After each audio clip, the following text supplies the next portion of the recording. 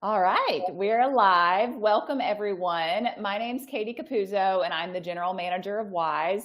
As a refresher, WISE is a global community dedicated to empowering women in sales with the network and the knowledge that they need to be successful.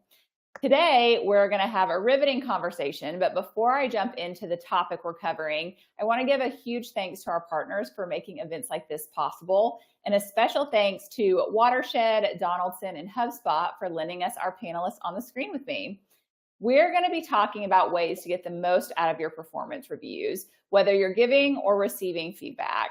We'll discuss best practices for delivery, advocating for yourself, and managing up, and a few other personal anecdotes throughout. So joining me in the conversation is Bernie Caroll Burke, Enterprise Sales Leader at Watershed, Aoife Murphy, Corporate Sales Manager at HubSpot, and Lisa Evans, Director of OE Sales at Donaldson. Bernie, let me hand it over to you first to tell us a bit more about yourself. Sure. Thank you.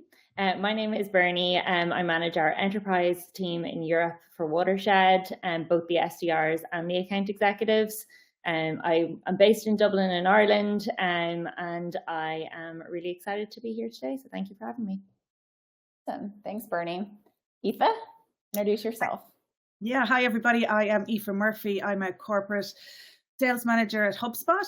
I manage a team of 7 growth specialists in HubSpot, ranging in tenures from people who've been in the business from 10 years to somebody who's just joined 2 months ago. Awesome. All right, Lisa, take it away. Yeah, hi, I'm Lisa Evans with Donaldson Company. So I am based out of our Minnesota corporate office, which is just outside of Minneapolis. And I manage a team of 4 key account managers that work specifically with our original equipment manufacturers, and then 1 inside salesperson. So happy to be here today.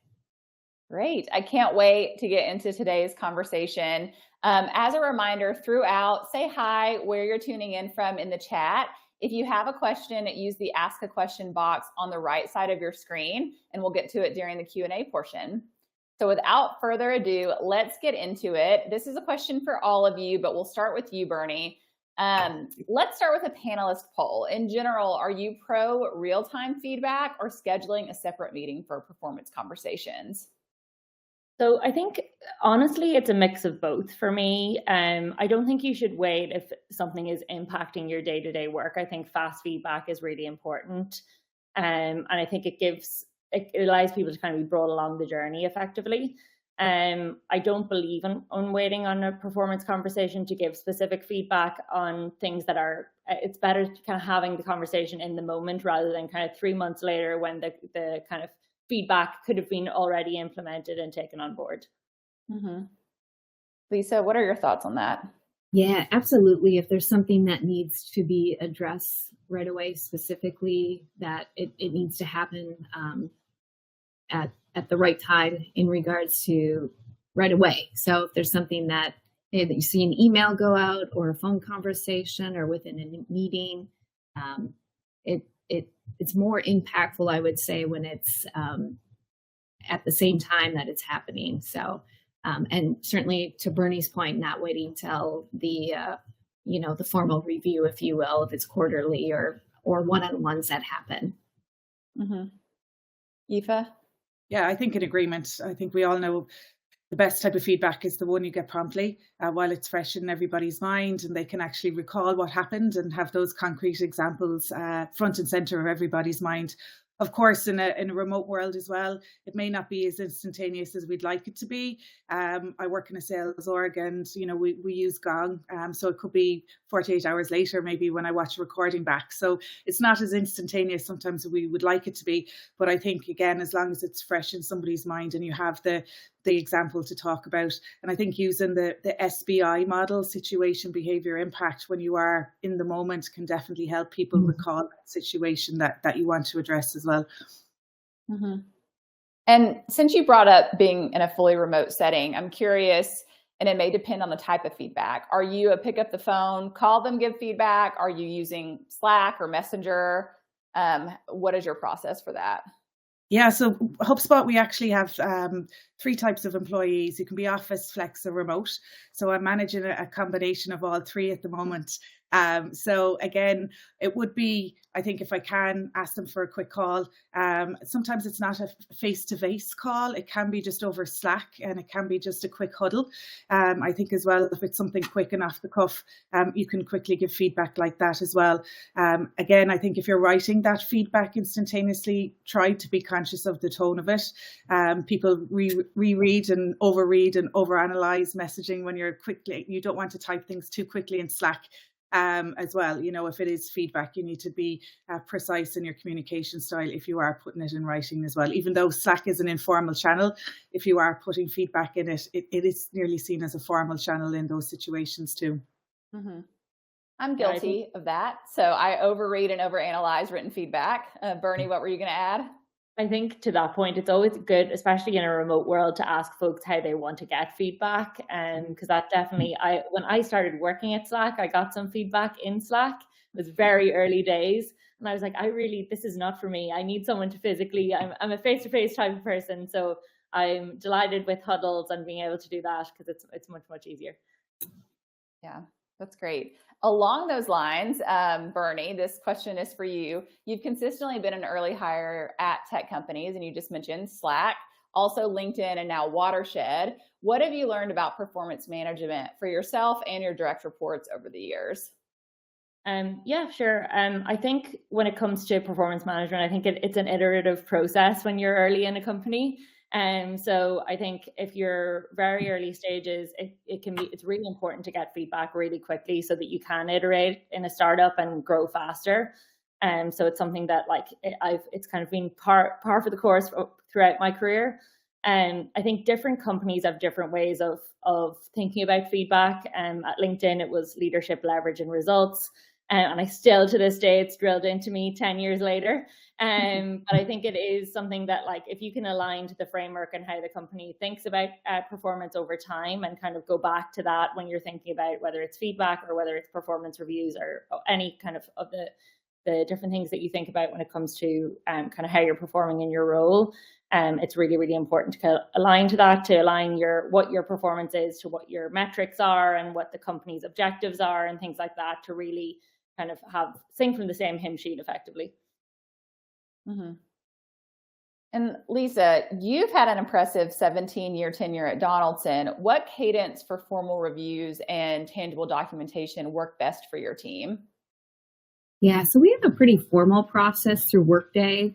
We just finished our year end. We're in just the start of our Q2. So we finished up our goal setting in Workday.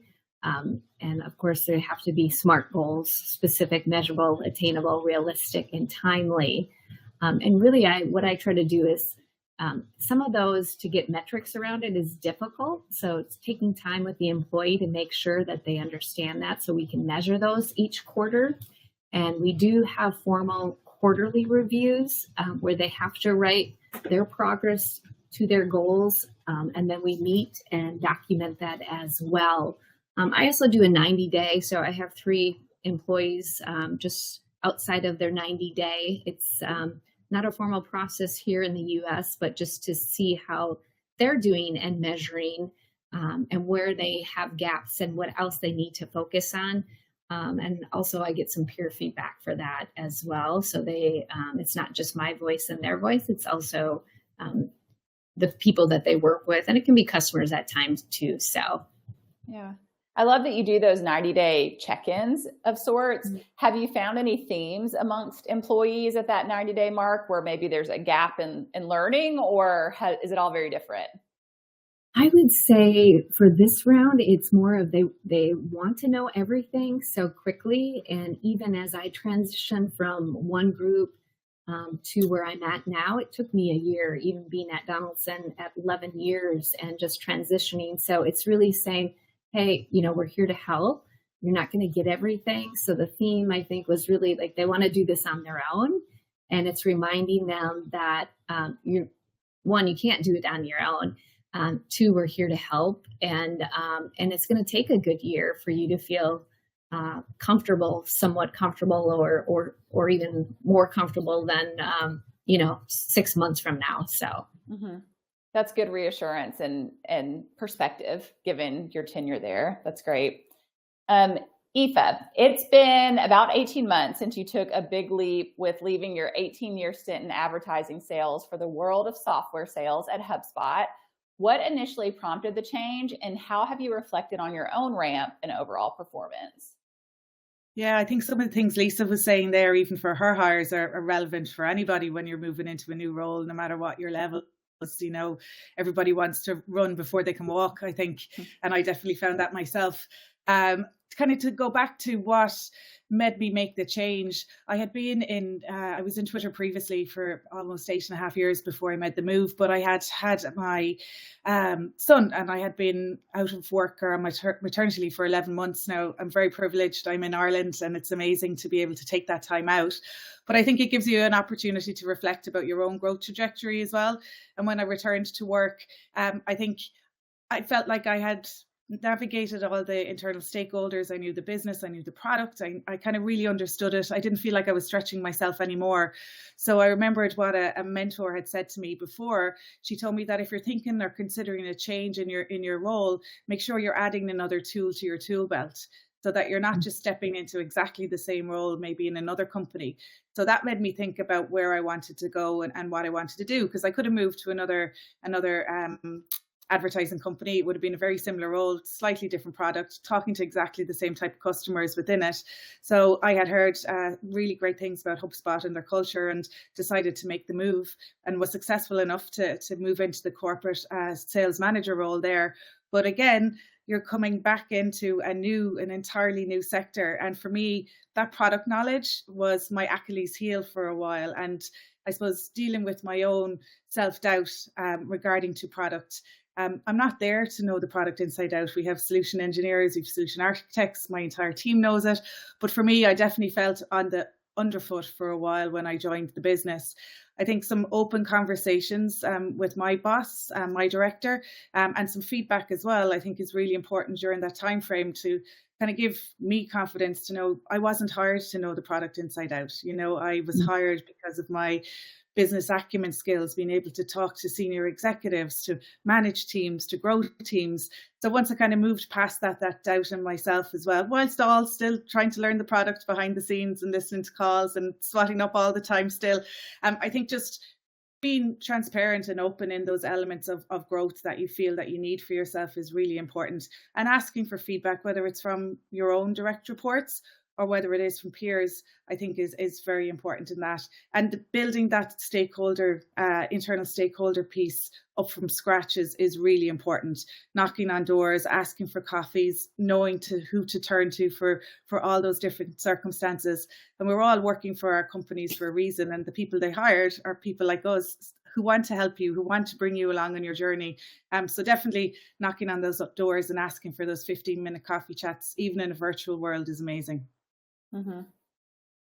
And since you recently made a career move, more relatively, for those in the audience who are looking to do that, or maybe have done it recently as well, how transparent are you with your manager about what you don't know? I guess in that early days, it sounds like they were giving you feedback and you were asking for feedback. Are you also providing that transparency that there is some learning gaps? Yeah, I think you have to. You know, you have got the skills to excel in other areas, and you're overcompensating for those areas that you were able to hit the ground running with. But by having that open conversation, you're given the space to breathe, to learn it, by being transparent, to say, I need that little bit of extra time to bring myself up to speed. Who should I talk to? Have you got any videos I should watch? Is there anybody else who's been through this journey before? And they can help you and guide you. Whereas if you keep your door closed and are kind of treading water underneath, you're not going to get that exposure as to how to grow or how to excel in those areas as well. So I think, yes, it'll only catch up with you, I think, if you're not transparent. Yeah. Great advice. A question for all of you. Lisa, we'll start with you. In what way should employees prepare for performance conversations, regardless of whether the review will be overarchingly positive or negative? And this is obviously not thinking of the real-time feedback, but a more formal performance review. Yeah, so I think one thing that people forget is or employees forget is when they set their goals, and throughout the year, they need to look at those and keep them in front of them. All of a sudden, quarter comes around or half the year, comes around is they need to be making sure that they're meeting those goals. So keeping those goals in front of them. And then having, I always like, okay, did you meet the goal or not? Or are you meeting the goals? And what do you need to do? And what help do you need in meeting those goals? So if let's say we want proactive reaching out to customers throughout the month, how many times have you proactively reached out to the customer, right? And have they done that or not? So really for the employee to be ready for a conversation or performance conversation, they should, one, review the goals, have the metrics behind it. And if they don't know how to get the metrics, I'm always there to help because we created the goals together. And then it's hopefully they're being transparent as well as where do they need help. So, hey, I'm struggling to understand how to be proactive with the customer because I'm putting out fires every day.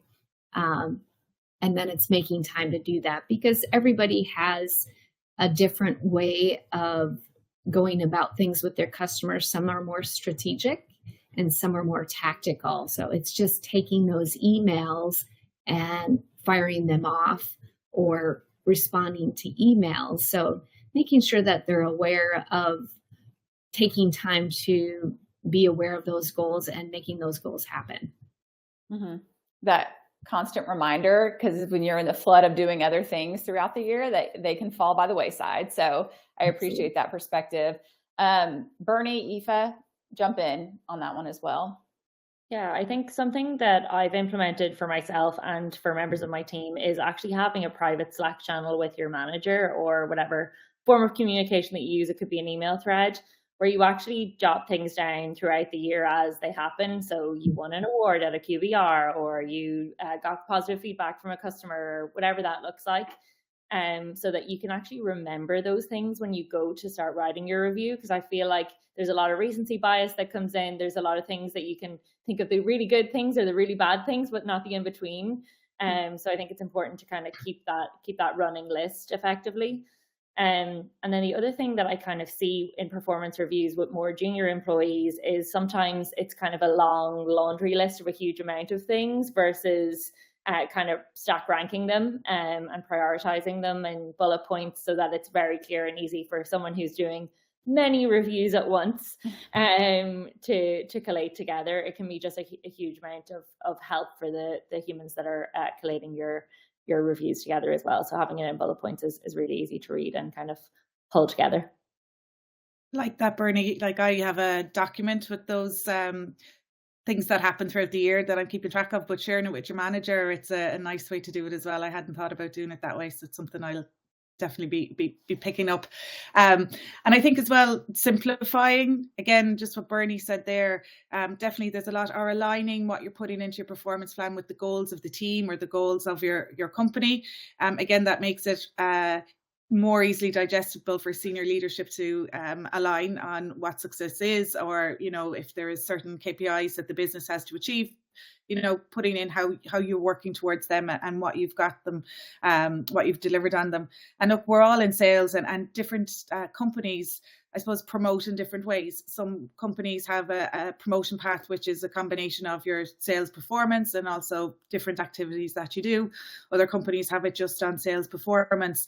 So I think, again, even if things are just on sales performance, it's always good to highlight other activities that you've done to drive the business forward, whether it's with yourself, your own team, or the wider team. Those are kind of three pockets that I've always been thought about as well when thinking about performance and writing performance reviews. Impacts on your own business, your team's business, and then the wider business.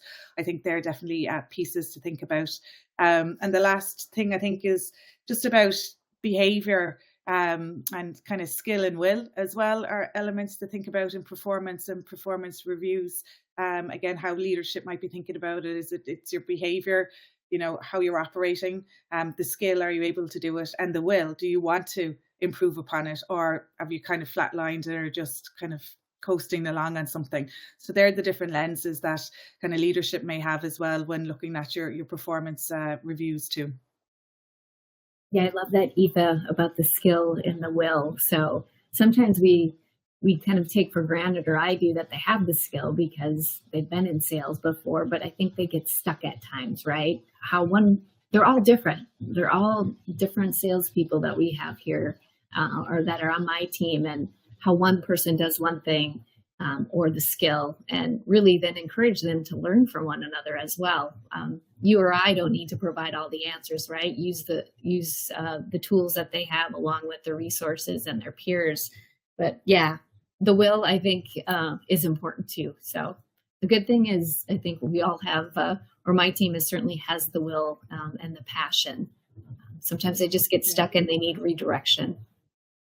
It's that complacency, I think, that comes into play sometimes, that somebody may have been very successful, things are a bit more challenging now, and kind of the complacency comes in when the business is blamed rather than doing all the activities that you mentioned, Lisa, or reaching out to the customers, and having self-awareness, I think, as well, when you're writing those reviews or rating yourself.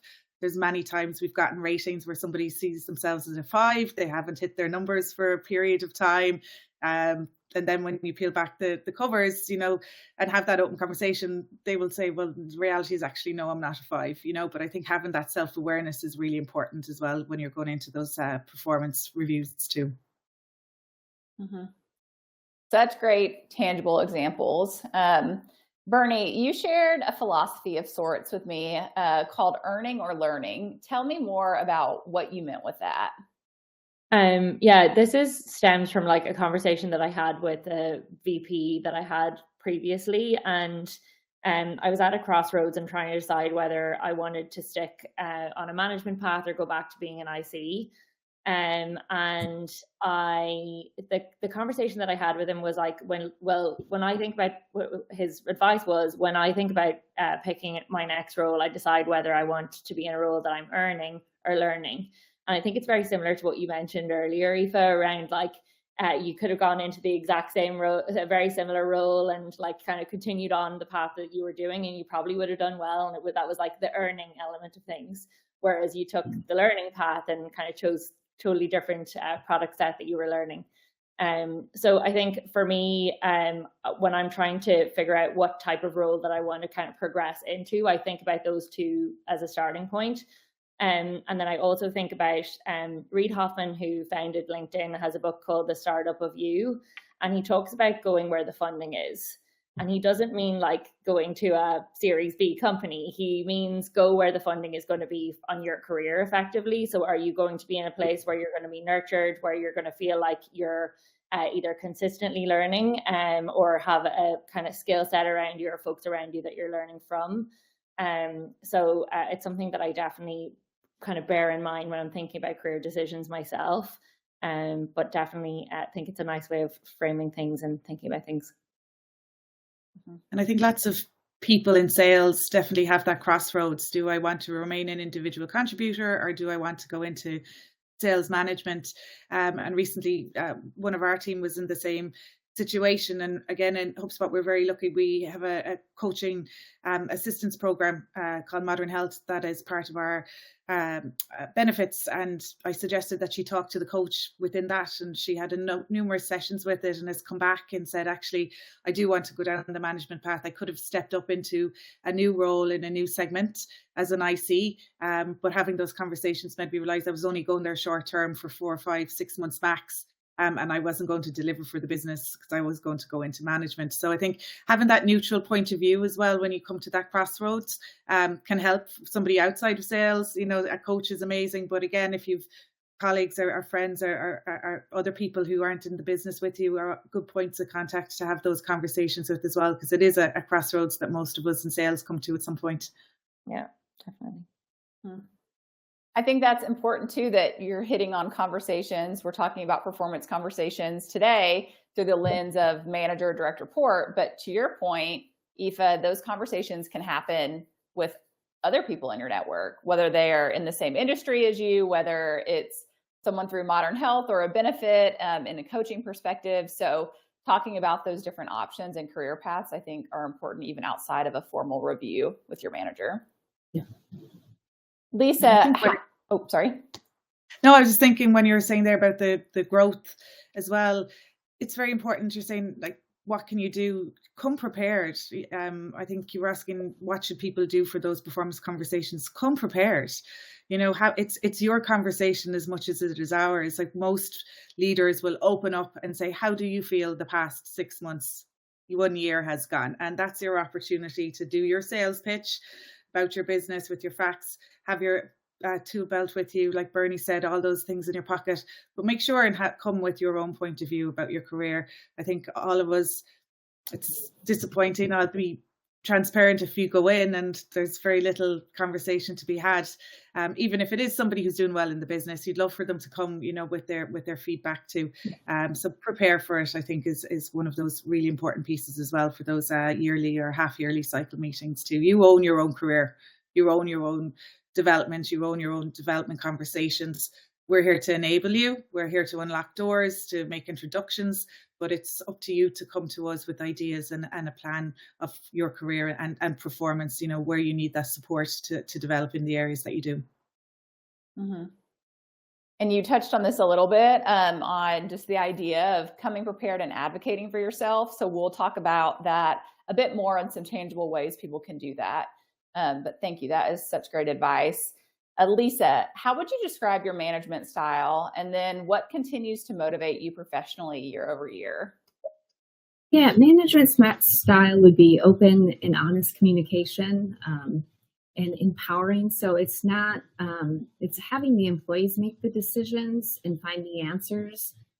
So when they say, do you think I should do this? And I'll say, what do you think? So it's not giving them the answers. Empathy as well is, I've just found over the years, it's first and foremost when things aren't going well, or there's something with an employee, it's like asking them a question. I had to ask employees, you seem chaotic. What's going on in your world, right? Or what's going on with your, with your customers? So just having that open and honest communication, and also asking them, what do you see that I'm doing that's not contributing to your success? Or what can I do better or differently for the team? Accountability is really important. So having my employees hold me accountable for things that I said I would do, along with me holding them accountable. So when we have more informal one-on-ones that happen every 2 weeks, it's capturing that accountability either through Smartsheet or an email or a follow-up, and then transparency. Certainly, as much as I can be transparent of what's going on with the business, and sometimes it's okay not to have all the answers. And to the second piece of the question, what motivates me? If you would ask me probably 10 years ago, what motivates me being in sales, would be money, right? But as you manage people, it's really getting them where they want to go in their career, helping them figure that out, seeing them grow, seeing them move within Donaldson, or going from that individual contributor to a manager role. So that's what really motivates me, along with the customer interaction and seeing them interact with the customer and being part of those conversations. So the success of the customer and the business, and certainly the employee. I would imagine, as a manager, watching your employee interact with the customer and it be a success, it's kind of like watching your baby walk or something like that. It's something that you've poured into them, and seeing them flourish on the other side is probably really special. Yeah, absolutely. That's great. Aoife, so in our conversation, you shared HubSpot's usage of radical candor when delivering feedback. Tell us more about this methodology and how it's applied to performance conversations. Yeah, so HubSpot has embraced radical candor, which is written by Kim Scott at Inbound in September. She actually came and she presented at Inbound, and then she did a series of trainings for us. But I think what it is, for those who wouldn't be aware of it, it's about caring personally and challenging directly with your feedback. So, how can you care personally? It's being more than just a professional, as they say. You're creating an environment that you can build relationships with people in. But I think the one thing to do is, if you are doing that, you need to be able to challenge directly. as well. So it's really important to be able to have those open conversations, and you have to be able to deliver that in the manner of which is not going to offend or hurt the person that you're having the conversation with. So that's really important to bear that in mind. I think with radical candor as well, there's kind of a framework she has about it. It's you have to get it before you can start giving it, so you can understand the feeling of receiving it.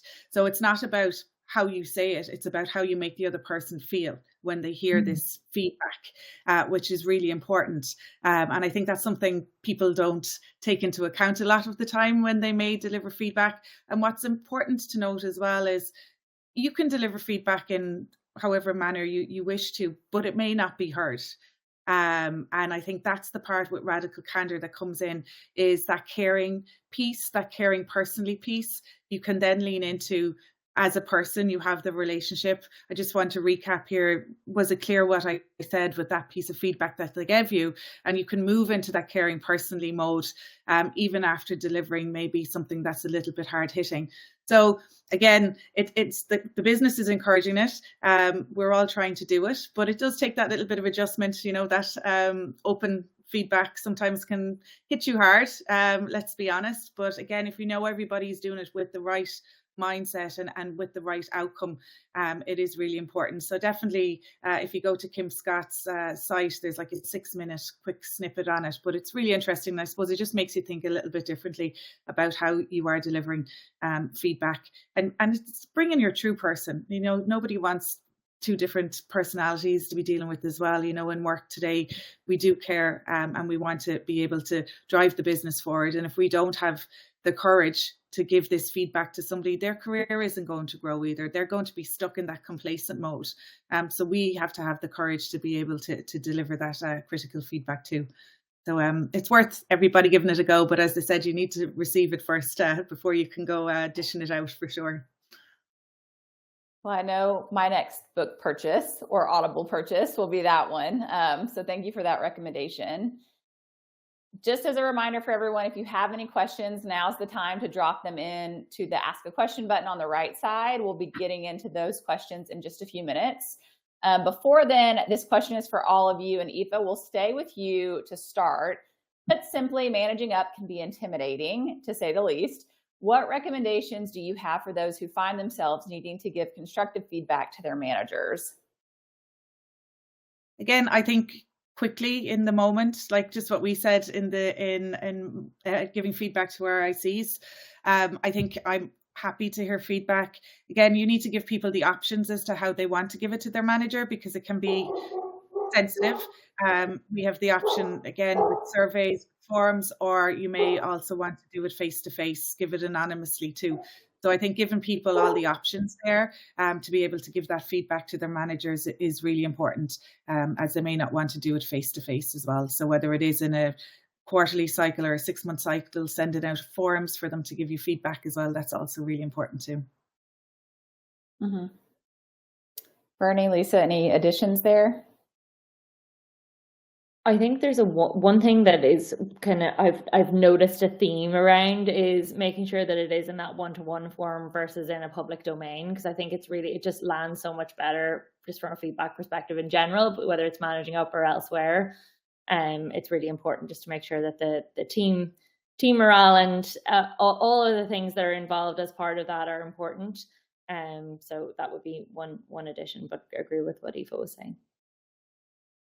Yeah, and for myself, I try to do really informal sit downs and say, hey, I'm going to ask you some questions, and I want you to be open and honest with me. And I'm going to make a promise to you that I'm not going to get upset, and I'm going to take your feedback as you said it. And there's simple questions that I do. I call them interview questions. Is, what do I bring to the group? And what do I do to detract from the group? What can I be counted on? So asking, and then is there anything else? You don't have to just do it with employees. You can do it with your family. I've done it with family, and I'm like, oh my gosh, I do that. And I'm like, I promise that I'm not going to come into your home and say, what is in your refrigerator? When's the last time you cleaned it? But, with the employees too, is just, understanding how I do things that may come across that I'm not aware of. So yeah, I really love that. The once or twice a year I do that. I think that what you're not aware of is very important. We do all need the mirror to be held up to us sometimes. So I think it's really important to get that feedback too. Mm-hmm. And everyone heard it here. So these leaders are open to feedback. They want it. So definitely feel confident delivering that to your managers, and just make sure that you keep in mind the delivery as you would want it to be given feedback as well. But I think all of you shared really great points, and specifically just around providing examples, I think can be really helpful so that there's a reference point of when they're actually doing the thing that you're giving feedback on.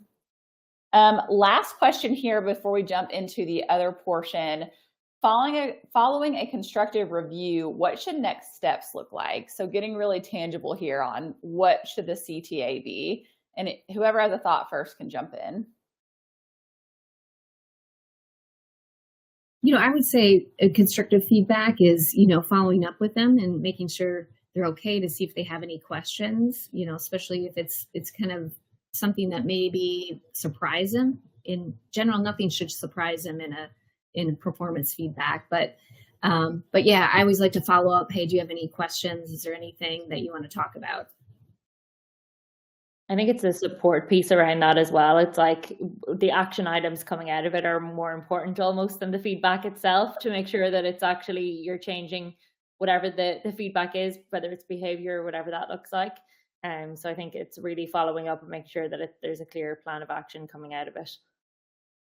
The commitment then to the timelines, is whatever they've committed to. Are you going to deliver this by next week, or when is good for you? When do you think you can deliver this by? And rather than us as leaders setting the deadline, getting that date from them is a great way to get the commitment on their terms rather than our terms. Because in our mind, you might think, oh, they could have this done by Tuesday, but that's not the reality in their world. They've lots of commitments, lots of demos, lots of calls. There's no way they're getting it done by Tuesday. So by asking, when would it be able, or when will you be able to commit to completing this by, I think is a good way to put it back into the court of them to commit to. And always documenting, I think, is important too. Yeah, that's all great points. And in the follow-up pieces, are you doing that as managers? Are you really owning that follow-up and checking in on it? Or are you expecting your direct reports to really be on top of that and either advocating for or giving explanations for why maybe they're missing the mark? I think it depends. Yeah, I think it depends on the person a little bit.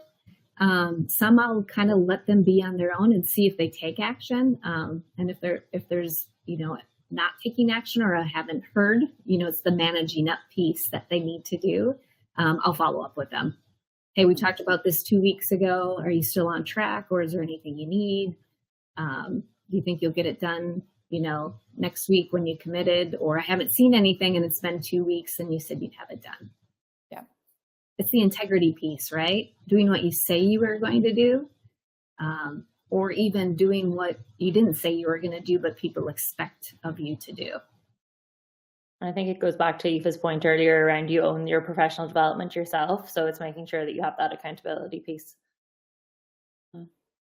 I also love a no update. So even just like a status update of it's not done yet, but here's where I'm at. I haven't forgotten about it. I would imagine that's also helpful.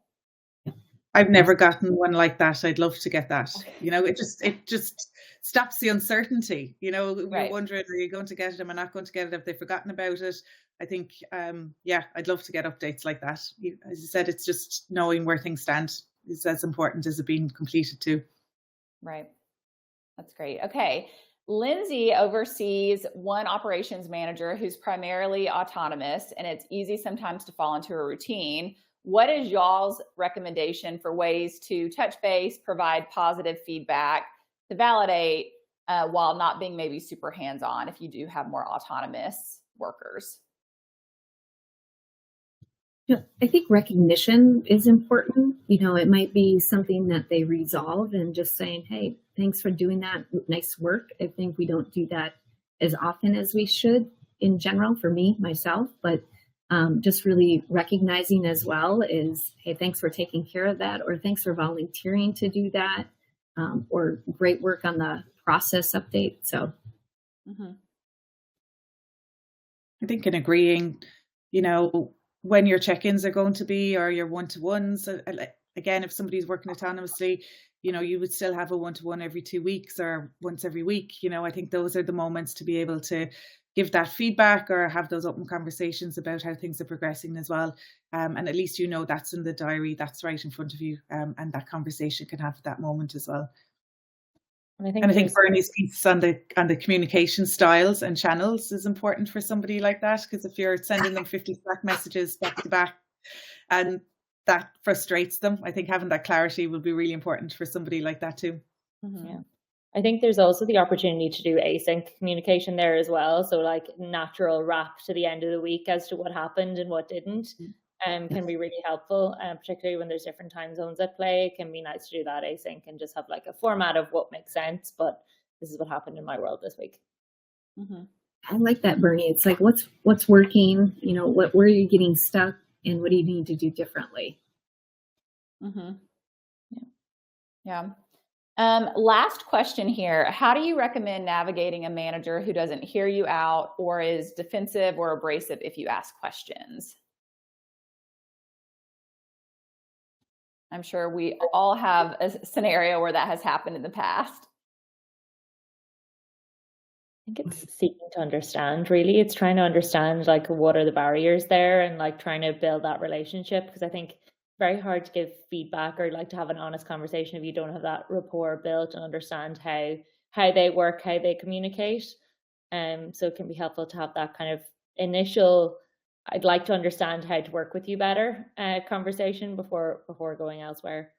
In HubSpot, we've got like a working with me document you fill in when you start. And it can be like by communication style, hours to communicate with me. You have the opportunity to put in your color, so whether you're red or green or blue. And again, you can quickly go to somebody's page to have a glance as to what the best style of communication is with them. So again, I know it'll be hard to do when the manager is already in place, but that's a tip for new hires starting in any company, that working with me is quite important.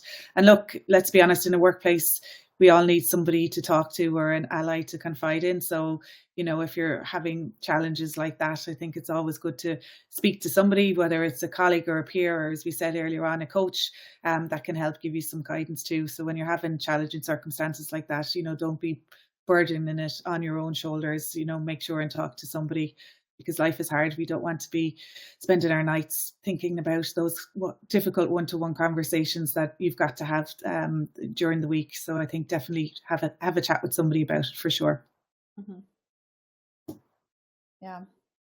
Well, this is a good place to wrap. Thank you all so much for your insights today. I think that you provided some really tangible examples and ways that we can work these in, whether you're a manager and you have upcoming performance conversations, or vice versa. If you know that your performance review is coming up, ways to best prepare and get your voice and stance across.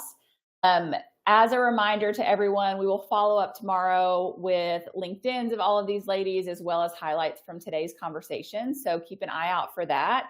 And be sure to check out womenInSalesEverywhere.com to learn more about upcoming events. For those of you who are watching who may not have a membership with Wise, we actually rolled out a Wise Basic plan, which is free and allows you access to some of the membership options. So I definitely recommend checking out our website and signing up for that if you want to stay plugged into the community. As always, we invite you to come for the conversation and stay for the community, and we'll see you next time. Thanks, everybody. Thanks so much. Thank you. Bye.